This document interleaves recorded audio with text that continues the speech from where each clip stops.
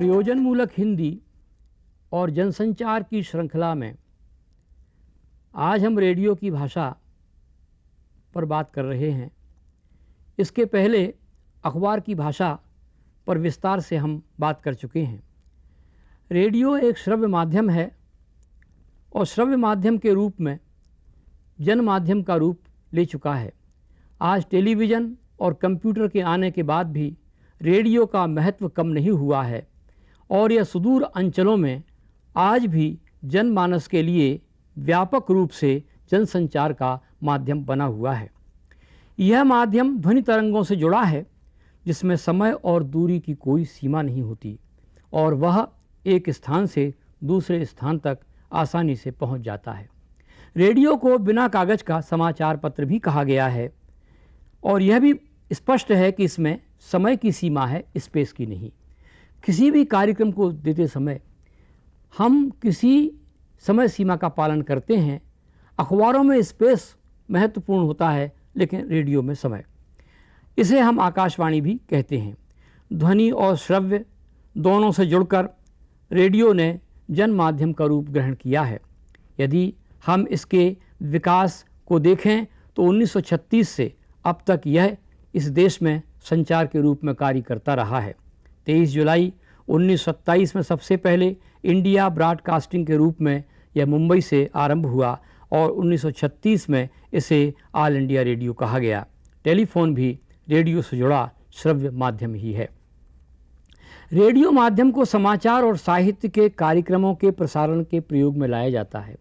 सृजन के जितने भी रूप हैं, समाचार के साथ फीचर के भी, उन सभी का प्रयोग रेडियो में होता है। इसमें वार्ता, साक्षात्कार, समाचार, परिचर्चा, रूपक, नाटक, कवि सम्मेलन, मुशायरा और रिपोर्ट, इन सभी का प्रसारण होता है। साहित्य के साथ संगीत भी इसमें आता है।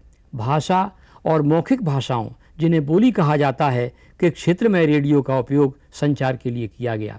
अनेक बोलियों के कार्यक्रम भी रेडियो में दिए जाते हैं क्योंकि इन आंचलिक कार्यक्रमों के माध्यम से हम जनता के पास बहुत निकट से पहुंच जाते हैं।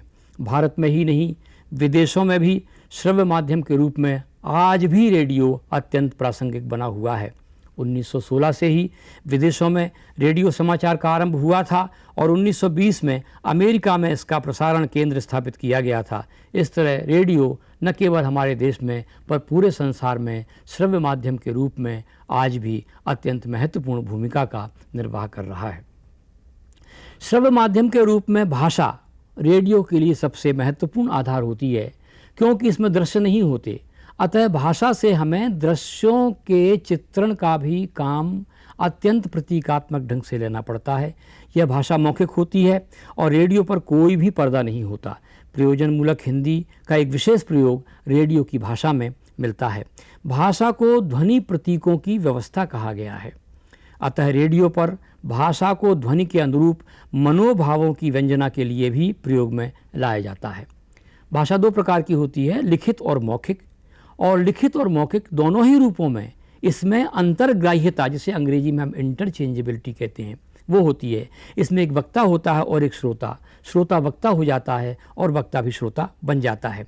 रेडियो का तो सारा संवाद बिना भाषा के संभव ही नहीं है। यदि रेडियो में आहट भी प्रदर्शित करना है तो इसे भी भाषा के संकेतों से प्रकट करना पड़ता है। इसलिए मौखिक रूप से उच्चरित भाषा इसमें महत्वपूर्ण भूमिका का निर्वाह करती है। जितने भी संचार माध्यम हैं उनमें रेडियो ही एक ऐसा माध्यम है जिसमें भाषा के मौखिक रूप ध्वनि प्रतीकों के माध्यम से अंकित होते हैं और ध्वनियों के इन प्रतीकों का एक भौतिक आधार होता है, एक ऐसा दृश्यात्मक आधार होता है शब्दों के माध्यम से जो लोगों के सामने संप्रेषण या कम्युनिकेबल हो जाता है। रेडियो में मानक भाषा संप्रेषण की दृष्टि से अत्यंत सामर्थ्यवान होती है। मौखिक भाषा में वह शक्ति होती है कि वो बिना दृश्य विधान के भी सारे हाव भावों को प्रदर्शित करने का काम करती है। ये पता लगाना पड़ता है कि वक्ता और श्रोता कहाँ किस रूप में हैं। कभी कभी तो बहुत से शब्द भाषा के जरिए दृश्य के रूप में आ जाते हैं। जैसे चिड़िया उड़ती है या बादल गरजते हैं या लड़की हंसती है, इसे हम रेडियो में ध्वनि के माध्यम से प्रदर्शित करते हैं। विचारों का संप्रेषण मौखिक भाषा की मूल प्रकृति है। वार्तालाप और भाषण इसी कारण रेडियो में महत्वपूर्ण है। मौखिक भाषा की रचना में वक्ता और श्रोता दोनों ही होते हैं। अभिप्राय यह है कि जहाँ टेलीविज़न दृश्य से भाषा को जोड़ता है, वहाँ रेडियो में भाषा स्वतंत्र होती है और दृश्यों की रचना करती है। इस अर्थ में भाषा के रूप में रेडियो माध्यम का विस्तार टेलीविज़न माध्यम से भी अधिक है। मौखिक भाषा को संवादों के माध्यम से या विवरण देकर हम प्रस्तुत करते हैं, जहाँ शब्दों में अंकित ध्वनियों के माध्यम से अर्थ को समझना पड़ता है।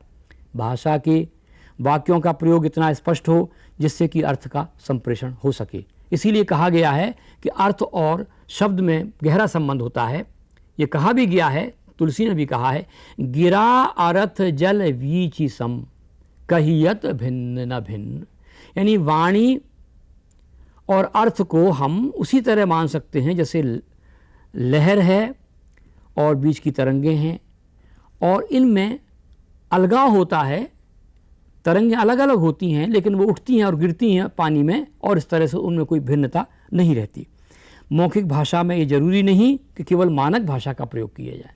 मौलिक भाषा में देशी शब्दों का प्रयोग किया जा सकता है। मौखिक भाषा में आंचलिक शब्दों का प्रयोग किया जा सकता है। अपुन तुपुन इस तरह के प्रयोग भी मौखिक भाषा में होते हैं और बोलचाल के शब्दों के वो करीब होती है। इसलिए लिखित भाषा का जो मानक स्वरूप है उसे मौखिक भाषा में अपनाया जाना जरूरी नहीं है।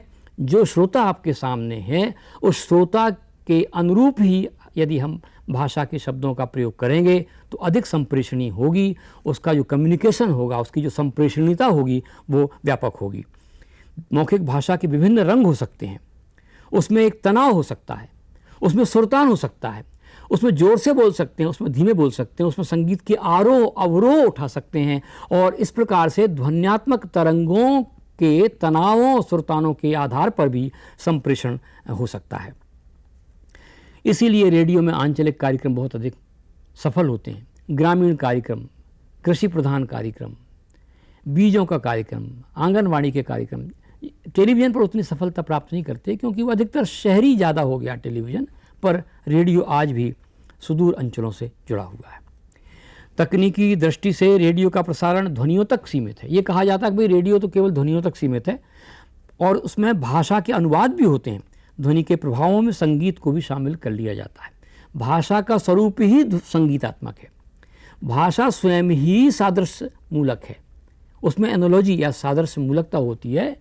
जैसे करण, अभिकरण, क्षरण, मरण इस तरह के जो शब्द आते हैं बाद में, देखिए संगीतात्मकता भाषा में होती है। राष्ट्रीयता, अंतर्राष्ट्रीयता, कमनीयता, रमणीयता इस तरह के जो शब्द भाषा में आते हैं बहुत संगीतात्मक होते हैं। समाचार वाचन में भी नाटक और संगीत में मौखिक भाषा अपना महत्व रखती है। श्रोताओं का ध्यान आकर्षित करने के लिए वक्ता को उतार चढ़ाव, सुरताल और स्वर में विविधता लाना होती है। यदि हम स्वर में विविधता नहीं लाएंगे तो हम एक रस भाषा का प्रयोग करेंगे और तब ऊब पैदा होगी। इसलिए हमेशा भाषा में एक हलचल, भाषा में एक कंपन, एक उतार चढ़ाव रेडियो को बहुत अधिक महत्वपूर्ण बना देता है और रेडियो की भाषा में एक अलग आकर्षण उत्पन्न कर देता है। संगीत में इलेक्ट्रॉनिक ध्वनियों का रूप भी मिल जाता है। ध्वनियों जिनसे रेडियो कार्यक्रम का निर्माण होता है आपस में जुड़ी रहती हैं। मौखिक भाषा के प्रयोग रेडियो के अलग प्रकार के कार्यक्रमों में स्पष्ट रूप से दिखाई पड़ते हैं। वाक्य को पूरा करने के लिए ध्वनि को संवाद से मिलाना पड़ता है। अरे ओ सांबा, इस तरह से बोलना पड़ता है। मतलब ये देखिए, उतार चढ़ाव करिए आप। जिस तरह से डायलॉग बोला जाता है, संवाद बोले जाते हैं, फिल्मों के संवाद भी जिस तरह आते हैं, अगर रेडियो में उनको उतारना है तो इसी तरह ध्वन्यात्मक तरंगों को मिलाना पड़ेगा। एक ऐसी प्रणाली है जिसे हम फेड आउट कहते हैं और एक प्रणाली फेड इन है। पहली में तेज और फिर धीरे धीरे ध्वनि आती है, दूसरी में पहले ध्वनि धीमी होती है और फिर तेज हो जाती है। आपका स्वर कितना उठा हुआ, कितना आगे बढ़ा हुआ, और इस तरह से स्वर बढ़ता जाता है और दूसरे उसमें स्वर तेजी से आता है और फिर वो धीरे धीरे अंतराल की ओर जाता है। इन ध्वनियों के आधार पर भी भाव का उतार चढ़ाव समझ में आता है। रेडियो में उन शब्दों का प्रयोग करना ही उचित है जो बोलचाल में आते हैं, जिससे जनसाधारण उसे आसानी से समझ सके। वाक्य सरल होंगे, छोटे होंगे, रोचक होंगे तो विषय को श्रोता के दिमाग में एक चित्र के रूप में निर्मित कर देंगे। भारी भरकम शब्दावली का अगर आप प्रयोग करेंगे तो दुरु होगी और संप्रेषण से दूर हो जाएगी। जिस विधा में लिखा जा रहा है उस विधा के अनुसार भी आपको लिखना पड़ेगा। जैसे अगर फीचर लिखा जा रहा है, रेडियो में नाटक आ रहा है, तो आपको एक अलग प्रकार से भाषा के संवाद लिखना होंगे। जैसे वार्ता और नाटक लिखने में अलग अलग प्रणाली अपनाना पड़ती है। मौखिक ध्वनियों का प्रयोग बहुत सावधानी से करने की ज़रूरत है। यदि आपके उच्चारण, आपके ध्वनियों का प्रभाव रेडियो में नहीं गिरता तो उस भाषा का प्रयोग सफल नहीं होगा। सबसे पहले समाचार लेखन और वाचन आता है। हर जनसंचार माध्यम में सबसे पहले समाचारों का प्रयोग हुआ है। यह जन माध्यम का अंग है। कोई भी संवाददाता रिपोर्ट लिखता है और तब उस सूचना को प्रसारण के रूप में लिखने का काम लेखक या संपादक करता है। कभी कभी संवाददाता और लेखक एक ही व्यक्ति होता है। जो रिपोर्टिंग लिखता है वो राइटिंग भी करता है। जो रपट लिखता है, रिपोर्टाज लिखता है, वो लेखन भी करता है। रेडियो में सारे संवाद ऑडियो पर ही आते हैं।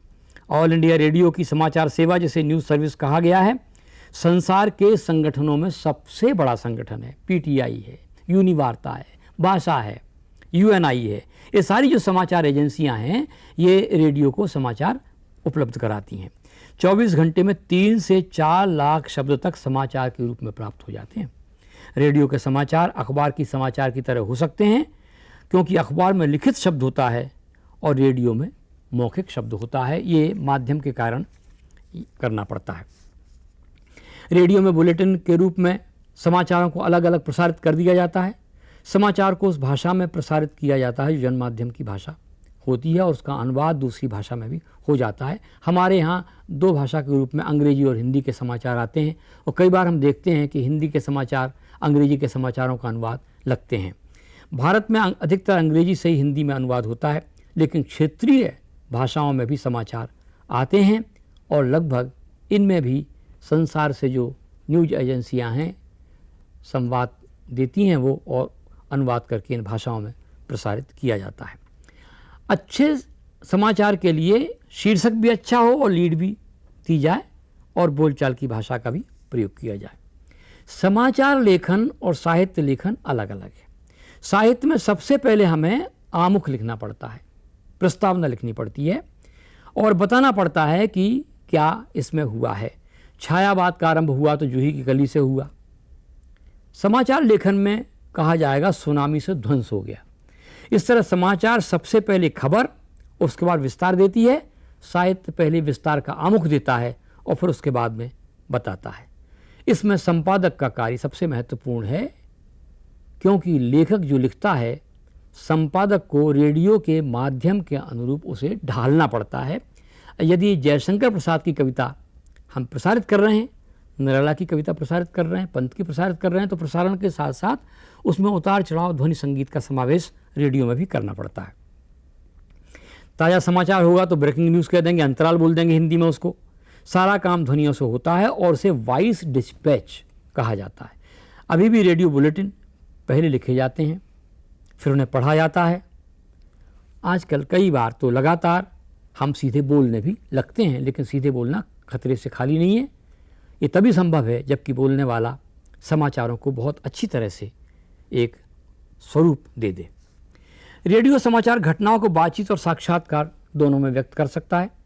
रेडियो बहुत प्रभावी माध्यम हो गया है।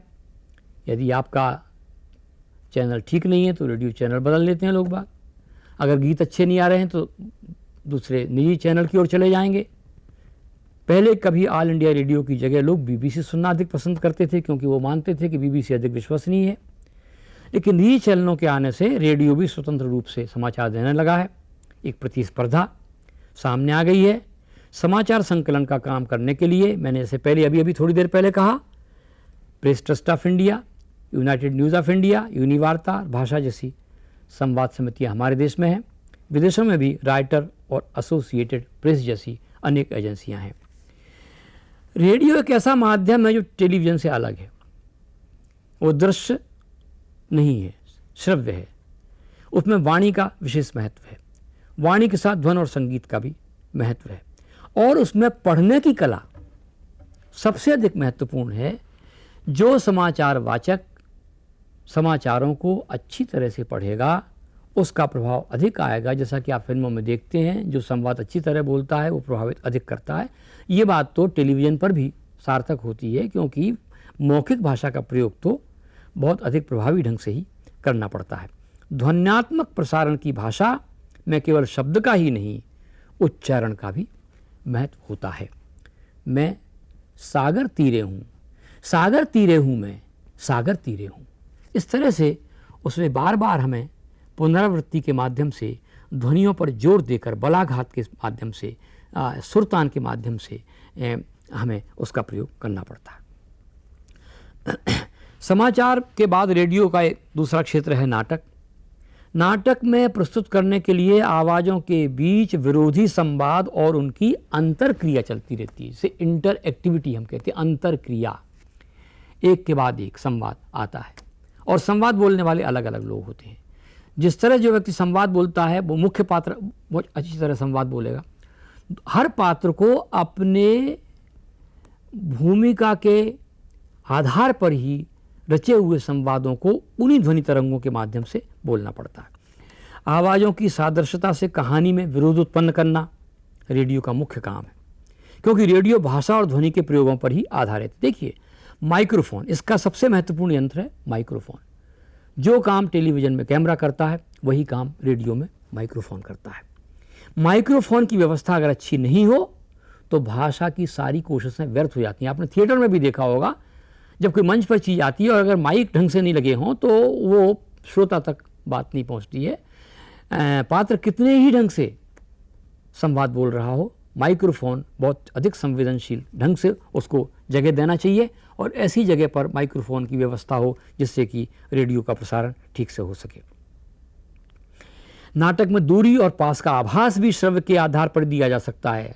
बातचीत दूर से की जा रही है, बातचीत पास से की जा रही है, इसका आभास भी ध्वनियों के माध्यम से ही देना पड़ेगा, क्योंकि वक्ता एक श्रोता के लिए नहीं, लाखों श्रोताओं के लिए, करोड़ों श्रोताओं के लिए बोल रहा होता है। नाटक में आवाज़ ही प्रमुख है, क्योंकि दृश्य को ध्वनि के माध्यम से ही प्रस्तुत करना है। रेडियो का रिकॉर्डिंग करते समय असली आवाज़ मूल रिकॉर्डिंग से स्वतंत्र बन जाती है और रेडियो का रंगमंच एक खुले रंगमंच की तरह होता है, जिसमें कल्पना, संगीत और शब्द महत्व रखते हैं। रेडियो में ध्वनियों का अर्थ विस्फोट होता है। पात्रों की आवाज़ पहचान कर यह पता लग सकता है कौन सा पात्र बोल रहा है। स्कंदगुप्त बोल रहा है या सिकंदर बोल रहा है, या प्रधानमंत्री बोल रहा है या राष्ट्रपति बोल रहा है, या जनता में नेता बोल रहा है या जनता की आवाज़ आ रही है। सारी की सारी चीज़ें, सारे के सारे जो चित्र हैं, ये आवाज़ के माध्यम से ही समझ में आते हैं। आजकल धारावाहिक नाटक भी बहुत लिखे जा रहे हैं। भाषा के माध्यम से ही हमें बदलते हुए दृश्यों को भी समझने की कोशिश करना पड़ती है। उनका शीर्षक भले ही अलग अलग हो, उनके दृश्य अलग अलग होते हैं और इन दृश्यों को देखने का वहाँ अवसर नहीं होता, इसलिए भाषा को दृश्य का काम भी करना पड़ता है। सबसे महत्वपूर्ण बात समझिए, रेडियो की भाषा को दृश्य का काम भी करना पड़ता है, इसलिए इस भाषा को वोकल और विजुअल, बोलने वाली और देखने वाली भाषा के रूप में प्रयोग में लाना पड़ता है। रेडियो में उद्घोषणा लेखन का भी महत्व है। विभिन्न प्रकार की घोषणाएं की जाती हैं। परिचर्चा और परिसंवाद में एक से अधिक लोग भाग लेते हैं और ये बार बार नहीं बताना पड़ता कि ये बोल रहा है या वो बोल रहा है।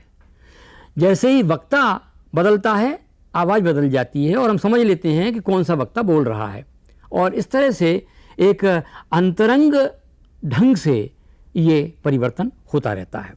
वार्ता में कोई एक विषय दे दिया जाता है, उद्घोषणा की भाषा भी सीधी सादी होती है। रेडियो भाषा के क्षेत्र में फीचर या रेडियो रूपक का बड़ा व्यापक महत्व है। पहले विधा ये महत्वपूर्ण नहीं थी, लेकिन अब रूपक का तो महत्व दिन रात बढ़ता जा रहा है, क्योंकि उसमें कल्पना का समावेश भी होता है और रूपांतरण भी किया जाता है। रेडियो रूपक दूसरी भाषा की कृतियों को दूसरी भाषा में बदला जाता है, कहानी उपन्यास को नाटक में बदला जाता है और इस तरह से पूरा विधान ही बदल दिया जाता है।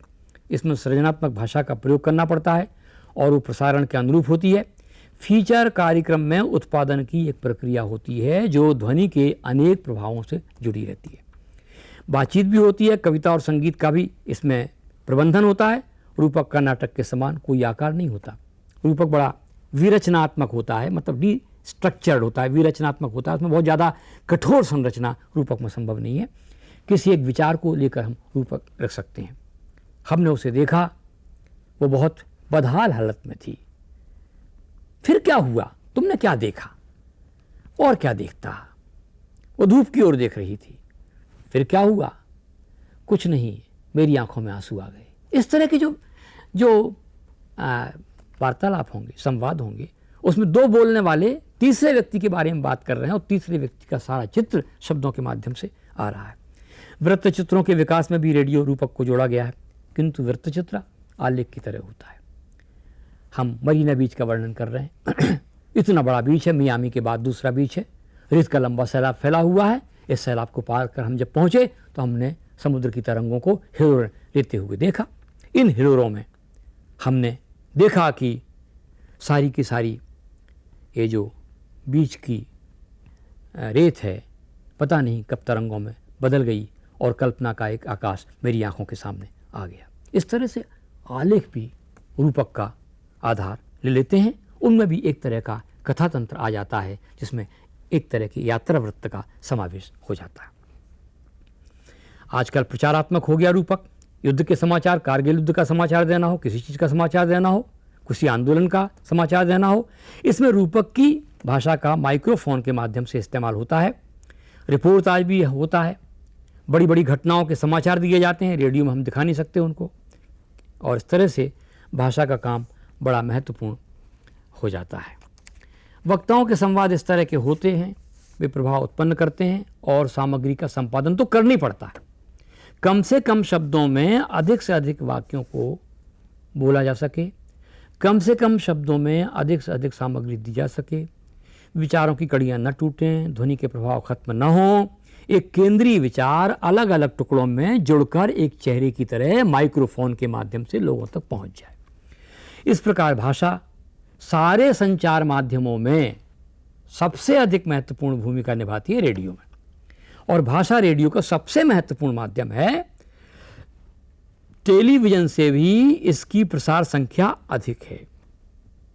रेडियो में अधिकतर हम दूसरी भाषा को नहीं मिलाते, मिश्रित भाषा का प्रयोग नहीं करें, अच्छा है। इसलिए आपने देखा होगा आजकल टेलीविजन में आप देख सकते हैं इंग्लिश अधिक होती जा रही है, अंग्रेजी अधिक आती जा रही है, पर रेडियो की भाषा आज भी हिंदी रेडियो की सबसे अधिक आदर्श मानी जाती है, अच्छी हिंदी मानी जाती है, और इसीलिए वो अधिक से अधिक लोगों तक पहुंचती है। ये लोगों को पता लगना चाहिए कि अगर हिंदी को सहज बनाकर सामने रखा जाए तो अंग्रेजी के शब्द मिलाने की ज़रूरत नहीं है, उससे भी अधिक प्रभावी ढंग से हिंदी लोगों तक पहुंच सकती है। साहित्य में जिस प्रकार रिपोर्टाज होते हैं, वैसे ही रूपक और आलेख को मिलाकर नाटकीयता उत्पन्न करना पड़ती है। समाचार और रूपक में सूचना और सर्जना का जो अंतर है वो अपने आप में महत्वपूर्ण है। कई अंचल हैं, रेडियो एक महत्वपूर्ण माध्यम के रूप में वहाँ पहुँच जाता है। आजकल रेडियो की भाषा ही सही रूप में जनभाषा रह गई है, बाकी भाषाएं तो मिलावट की हो गई। अखबारों तक में देख लो आप, कितने अंग्रेजी के शब्दों का प्रयोग होता है। इफिशियंसी चली आ रही है, बोल्ड चला आ रहा है, एट्रैक्शन चला आ रहा है, इस तरह की शब्दों की भरमार होती जा रही है।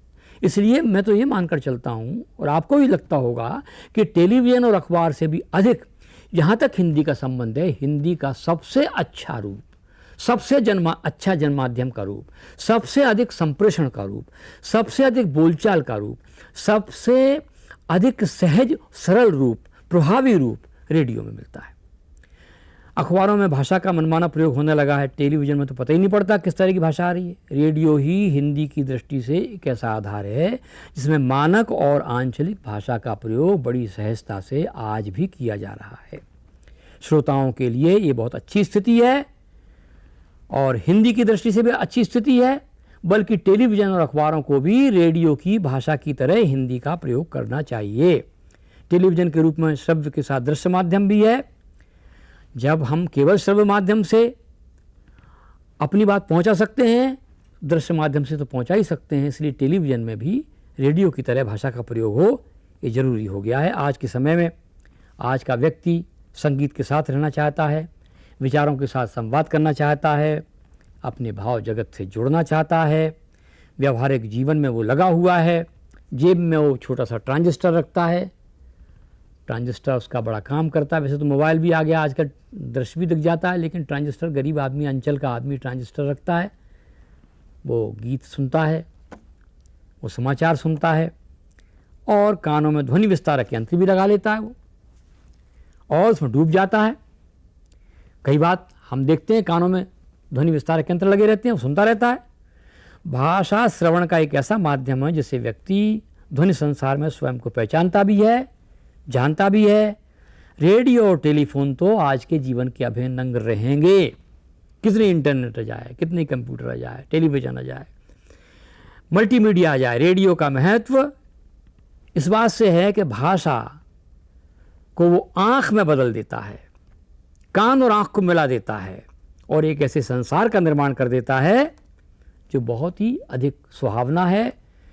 मुझे उन ध्वनियों के पास ले चलो जो मेरी अपनी भाषा में हैं, मुझे उन सपनों के पास ले चलो जो मेरी अभिलाषा में हैं। इस तरह व्यक्ति ध्वनियों के संसार में रहता है, अपनी भाषा को पहचानता है। अतः आप भी इस जनश्रव्य माध्यम से जुड़कर अपनी सूचनाओं के विशाल संसार में रहें और अपनी सृजनात्मकताओं के जरिए एक ऐसे आंतरिक भाव जगत का निर्माण करें जो भाषिक रचना के बीच उस मनुष्य की पहचान करता है जो आपके भीतर भी है, और जितना वह भीतर है उतना बाहर भी है।